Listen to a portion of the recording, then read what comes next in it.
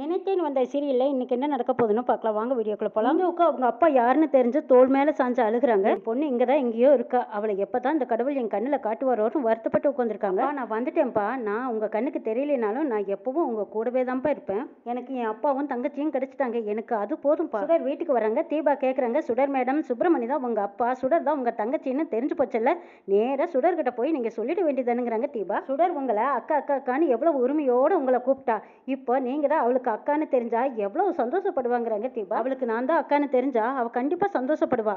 ஒரு நாள் இல்லாட்டி ஒரு நாள் அவளுக்கு நான் இறந்து போயிட்டேங்கிற விஷயம் தெரிஞ்சா அப்பாவும் சுடரும் எப்படி தாங்கிக்குவாங்க, அதை நினைச்சு பாரு. புரியுது மேடம், அந்த வழி அவங்களால தாங்கிக்க முடியாது. ஆனால் கடைசி வரைக்கும் இந்த உண்மையை நீங்கள் சொல்லாமே இருந்துருவீங்களான்னு கேட்குறாங்க தீபா. எனக்கும் புரியுது, இத்தனை வருஷத்துக்கு அப்புறமா என் அப்பாவையும் தங்கச்சியும் எனக்கு இன்னாருன்னு தெரிஞ்சு போச்சு.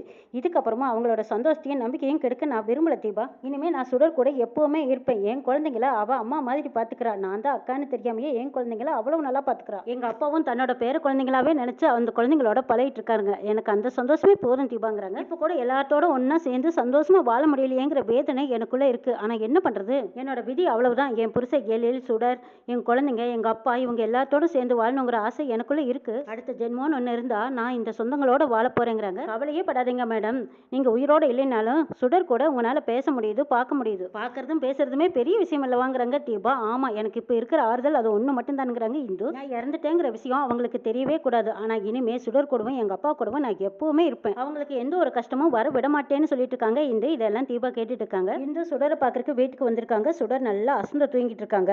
சுடரை பார்த்ததும், சுடர் நீ என் தங்கச்சிங்கிறதுனால உன் கண்ணுக்கு மட்டும்தானே நான் தெரியுறேன்.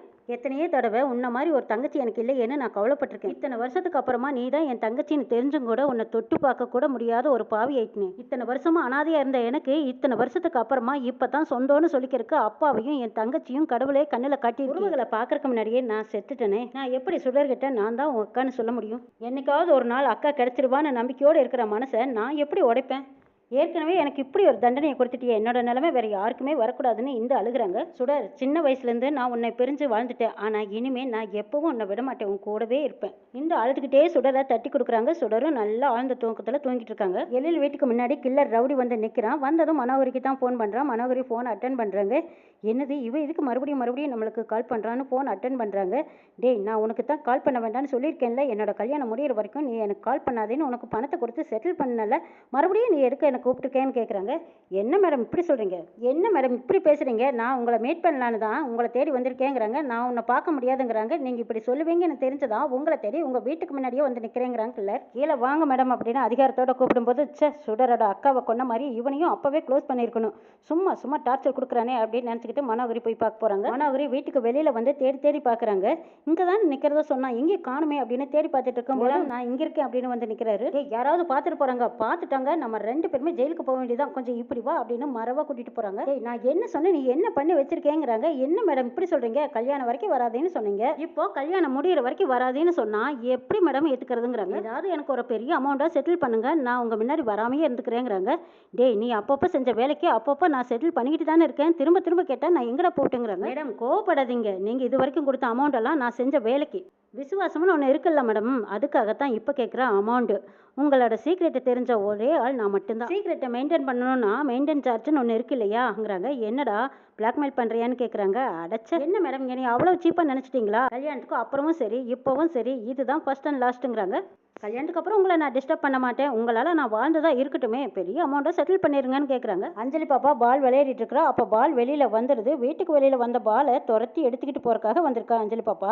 அந்த பால் எடுத்துக்கிட்டு வீட்டுக்குள்ளே போகும்போது திரும்பி பார்க்குறா. காருக்கு பின்னாடி கில்லர் நிற்கிறான். அதுக்கு பின்னாடி நிற்கிற மனோகரியை அடையாளம் தெரியல. அஞ்சலி பாப்பா உத்து பார்த்துக்கிட்டே இருக்கா. இந்த பக்கமாக மனோகரியும் கில்லரும் பேசிக்கிட்டு இருக்காங்க. சரிடா, உனக்கு எவ்வளவு தான் வேணும்னு கேட்குறாங்க மனோகரி.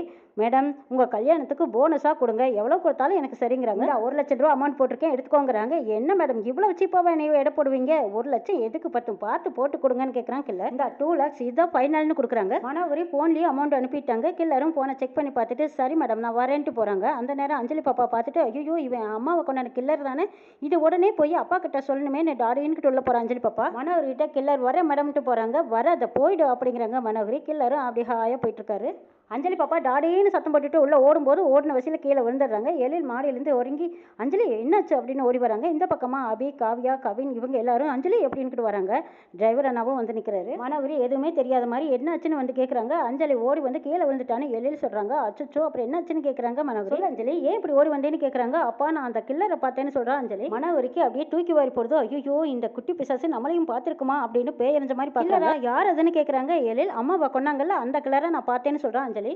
அதை சொல்கிறதுக்கு தான் நான் ஓடி வந்தேன்னா கீழே விழுந்துட்டேங்கிறாங்க. என்ன சொல்கிறேன் அஞ்சலின்னு கேட்குறாங்க எழில். அப்பா வெளியில் கீழே தான் நின்றுட்டு இருக்காங்கிறாங்க. அப்படியா வா போய் பார்க்கலாம் அப்படின்னு சொல்லிட்டு அஞ்சலி பாப்பாவை கூட்டிகிட்டு போகிறாங்க எழில். ஐயோ இந்த குட்டி சாத்தான் எப்படி பார்த்தான்னு தெரியலையே, நாமளும் அவங்ககிட்ட பேசிட்டு இருந்ததா பார்த்துருப்பாளான்னு சந்தேகமாக இருக்கு மனோகரிக்கு. வெளியில் வந்து பார்க்குறாங்க. எங்கே பார்த்த அஞ்சலிங்கிறாங்க. காருக்கு பின்னாடி தான் நின்றுட்டு இருந்தாங்கிறாங்க. இரு நான் போய் பார்த்துட்டு வரேன்னு எழில் அந்த காருக்கு பின்னாடி வந்து பார்க்குறாங்க. ராமையாவும் அந்த பக்கம் இந்த பக்கம் பார்க்குறாங்க. இங்கே யாருமே இல்லைங்கிறாங்க எழில். ஆமாங்க ஐயா நானும் இந்த பக்கம்லாம் பார்த்துட்டேன் யாருமே இல்லைங்கிறாங்க. அஞ்சலி அங்கே யாருமே இல்லைங்கிறாங்க. ஆமா டாடி அந்த காருக்கிட்ட தான் யாருக்கிட்டயோ பேசிட்டு இருந்தா நான் பார்த்தேன் டாடிங்கிறாங்க. அங்கே யாரும் இல்லைங்கிறாங்க. இல்லை நான் என் கண்ணால் பார்த்தேங்கிறா எழில். குழந்தை வேற யாரையோ பார்த்து பயந்துருக்கா. நான் கூட வெளியில் நின்று தான் ஃபோன் பேசிட்டு இருந்தேன். அப்படி யாராவது வந்திருந்தா எனக்கு தெரியாமல் இருக்குமாங்கிறாங்க மனோகரி. இல்லை டாடி நான் என் கண்ணால் பார்த்தேங்கிறா அஞ்சலி.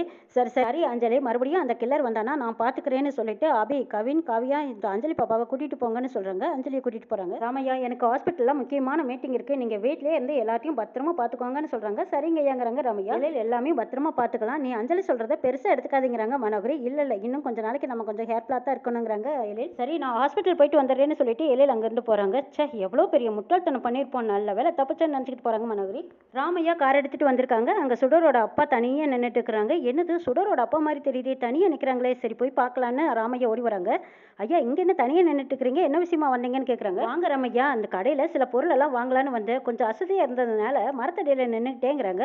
ஓ அப்படிங்களா ஐயா, சரி கொஞ்சம் குடிக்கிறதுக்கு சோடாக்கு இது வாங்கிட்டு வந்து தட்டுமாங்கிறாங்க. ஒன்றும் வேண்டாம் ராமையா, இப்போ கொஞ்சம் நேரத்துக்கு முன்னாடி தான் குடிச்சேங்கிறாங்க. சரிங்க ஐயா சுடர் நல்லபடியாக ஃபாரின் போயிடுச்சான்னு கேட்குறாங்க ராமையா. சுடர் இங்கே இருக்கிற விஷயம் எழில் தம்பி வேற யாருக்கிட்டையும் சொல்ல வேண்டாம்னு வேற சொல்லியிருக்கு. ராமையாவுக்கு தெரிஞ்சாலும் பிரச்சனை தான், சரி சொல்லக்கூடாதுன்னு நினைக்கிறாங்க சுப்பிரமணி. நல்லபடியாக ஃபாரின் போயிட்டான்னு சொல்கிறாங்க. சரி குழந்தைங்களாம் எப்படி இருக்காங்கன்னு கேட்குறாங்க. என்னத்தை ஐயா சொல்கிறது, குழந்தைங்கள்லாம் சுடரையே நினச்சிட்டு இருக்காங்க.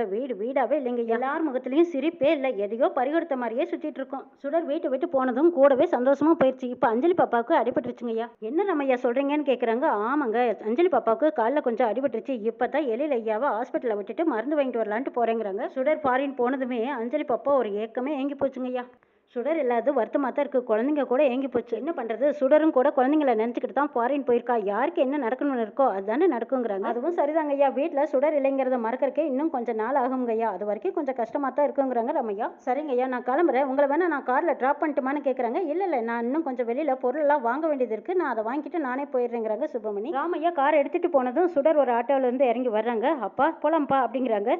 இப்போ தான் ராமையா வந்துட்டு போகிறாருங்கிறாங்க. எது ராமையா வந்தாரான்னு கேட்குறாங்க. ஆமாப்பா நீ இருக்கிற நான் சொல்லிங்கிறாங்க. நல்ல வேலை இப்ப ராமையாவுக்கு தெரிஞ்சதுன்னு எழில் சாருக்கு தெரிஞ்சது அவ்வளவுதான்ங்கிறாங்க. அப்ப ராமையா என்ன சொல்றாரு, பசங்களை பத்தி கேட்டீங்களாங்கிறாங்க. நீ வீட்டை விட்டு வெளியில வந்ததுக்கு அப்புறமா பசங்க எல்லாரும் எங்க போயிட்டாங்க. அஞ்சலி பாப்பா கீழே விழுந்துட்டாலாம். இப்ப ராமையா மருந்து வாங்க தான் போறாருங்கிறாங்க. இதை கேட்டதும் அதிர்ச்சி நினைக்கிறாங்க. ஏற்கனவே அவங்களை விட்டுட்டு போறேன்னு கவலையா இருந்தேன், இப்ப இதை கேட்டதும் ரொம்ப வருத்தமா இருக்குதுங்கிறாங்க. வருத்தப்படாத, வருத்தப்பட்டு என்னமா செய்யறது, இதெல்லாம் நடக்கணும்னு இருக்கு, வா போலாங்கிறாங்க. அப்ப நான் எப்படியும் நாளைக்கு ஃபாரின் கிளம்பிடுவேன், கடைசியா ஒரு தடவை குழந்தைங்களை பார்த்துட்டு வரேங்கிறாங்க. எப்படிமா போய் குழந்தைங்களை பார்ப்பேன், நீ போய் பார்க்கறது தெரிஞ்சா எழில் தம்பி உன் மேல தேவையில்லாம கோவப்படுவாருங்கிறாங்க. அப்பா நீங்க வீட்டுக்கு போங்க, நான் யாருக்கும் தெரியாம எப்படியும் நான் குழந்தைங்களை பார்த்துட்டு வந்துடுறேன்னு மாறு வேஷத்துல வந்திருக்காங்க சுடர். ஆட்டோ விட்டு இறங்கி எழில் வீட்டுக்குள்ள சுடர் போறாங்க. என்ன நடக்குதுன்னு நாளை எபிசோட்ல பார்க்கலாம்.